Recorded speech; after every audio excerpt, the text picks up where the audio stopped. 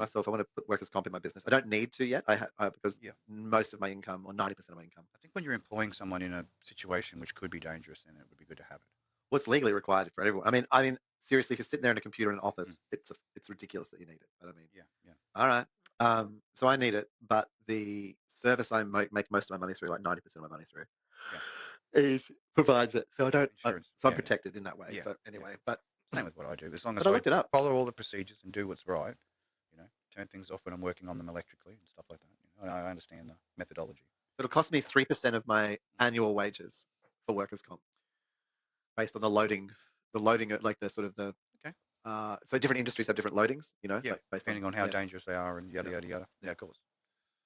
So yeah, I'm sort of a 3%er, which was interesting. And I looked at it, I was like, you Good fucking to get the serious? number. It's a big number though. It still adds up. It's sort of like, and then I went and looked at other forms. Like I looked at personal accident insurance and other kinds of things, Mm-hmm. and they all worked out a little bit. They worked out more. Workers' comp is actually the cheapest way Yeah, to get. take care of people Yeah, yeah. Um, in your responsibility. Like if you have to do it, and the way to do it, having that coverage is important. yeah, the way to do it, I sort of looked at it was like going, well, so what you do is at the beginning of a year, you estimate how much you're going to pay in wages, and at the end of the year, you put in a form saying how much you did pay in wages. Mm-hmm. And then there's a variance that happens from those two numbers. Yeah. So you need to accumulate enough to be able, so you've got enough to pay what you think you will be a year. And Yeah. really what you want to say is, oh, I think I'll pay like one person's wages and it'll be Yeah, so you'd be tucking that away.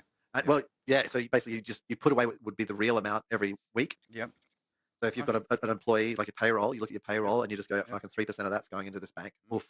Well, And at the end of the year, then you do the calculation. They're like, give us all this money. Like, there you go. boom, there it is. Go away. so Committed. Yeah, yeah. yeah, Transaction over. transaction over. So you kind of pay. So I think so. You want to kind of have a year. You need to figure out your year in advance. Mm. Uh, and You have that projection. yeah.